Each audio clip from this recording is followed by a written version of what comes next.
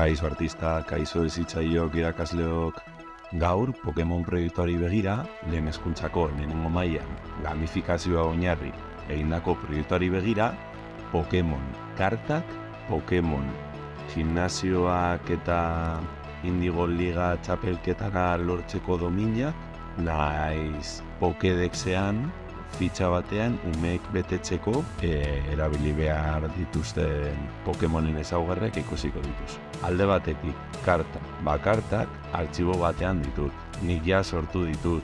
Ordenez daude, hauek dira kurtso hasieran jasotzen direnak, talde bakoitzak jasotzen duena, 4 talde egonda suposatzen da, hau kolorez, baina hau txuri beltzez inprimatzen dugu normalean, eta gero ja gutunetan zehar guk proposatutako Pokemon. Baina bestela zuek beste baten bat sortu nahi baduzue, oso erreza da. Begiratu, zein da kontua. Hemen bizitza puntu bat, hemen bere Pokédex zenbakia, ez dugu ezer asmatu, gogoratu, bakarri da joatea eta ikustea zein den txantzi. Kasu honetan txantzi zein da, behan egongo da, 116 izango da. Bai? Orduan hori ikusten da, bestela Wikidexen gauza bera. 116 baldin bada, hemen izango duzu, bai? 113 barkatu. Eta hemen dago, eta nahi baduzu informazio gehiago, pilo bat gauza daude. Nik nola atera nuen informazioak kartak egiteko? Edo hemendik edo Pokédexetik. Ze zuek Pokédexen bat hartzen baduzue, hemen batzuk agertzen dira eta inspirazioa hartzen duzu. Baina galdetuko duzue, Mikel, zertarako karta hauek? Beitu, hemen zenbakiak lantzen direlako eta 3. hiruhilabetean jolas bat proposatuko dugulako. Ez dakit 2. hiruhilabetean bai. Eta jolas horretan haien artean jolastuko dute. Eta egin beharko dutena, ze izango dira? Kenketak eta gehiketak. Bidado botata, kenketak egingo dituzte, eta azkenean beste Pokemonaren kontra egiteko. Hori ere, azalduko dizuet. Hau kartak, Pokemon kartak. Pokédexarena hemen ez da ondo ikusten, baina Wordera baldin bagoaz, oso ondo ikusiko duzue. Hemen duzue. Wordean letra hobeto ikusten da. Orduan, lehenengo hilabetean, astean, talde bakoitzak, horia, berdea, gorria eta urdina, bere Pokemona jasoko duenean Pokemonen bezala, bakoitzak bete beharko ditu bere datua.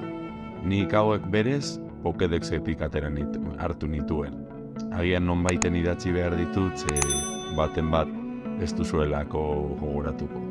Baina hau, asteetan zehar, Pokemon karta bat irabaziko dutenean, Pokemon Pokédex fitxa ere beraien Pokédexean sartzeko, gogoratu Pokédexa bideo batean sortu nuela, plastikan, kartoi batean, folio bat, ereduak ere daude, egin dezaketela.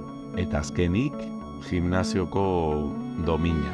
Orduan hau gelan izango dute, eta poliki-poliki gutunetan, ikasturtean zehar, erronka desberdinak egongo dira haiek, 8 domina hauek lortzeko. Ez duzuela ulertzen? Hemen oso ondo azalduta dago, haiek motibatzeko, gainera hau bi aldetatik beraien Pokédexean sartuko dute. Etxaretera gogoratzen zer den Pokédexa, gogoratu, hemen erreproduzio zerrenda honetan sortu nuen bideoa. Nola egin Pokédexa, Pokemon fitxak jartzeko. Gogoratzen zarete? Bukatzeko gimnasio dominena nahi duzuenez adibide bat ikusi, gutun bat erakutsiko dizuet eta gutun horretan ikusten da nola umeak motibatzen ari garen domina lortzeko. Hau izan da 17. gutuna eta hori, edo momentu da, akizu internatzea Pokemon Liga txapelketara joateko aukera dutela, horretarako sortzea. Orduan, azaltzen du, Arroka gimnasioa, Brock dela tauda lehenengo domina lortuko dutela. Orduan behitu. Hemen erronka bat proposatu genuen naipeekin, hau Steam ekintza bat da desentzufatu eta horrela, baina zuek proposatu dezakezuen nahi duzuen.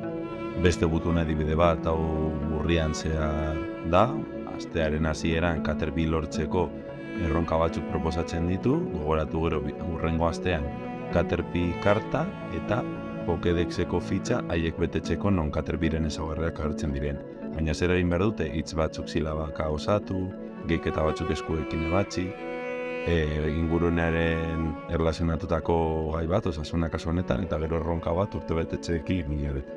Adibide bat jarrita, baina zuek hor artxibuetan ikus ditzakezue, behan daukazue deskribapenean. Hala ere, bideo batean metodologia guztia goitik bera azalduko dizuet. Zalantzaren bat eukitzekotan, gogoratu Instagramean edo email bat edo, niri bidali eta arazori gabe erantzungo dizuet. Gutxi barru, metodologia goitik bera azalduko dizuet.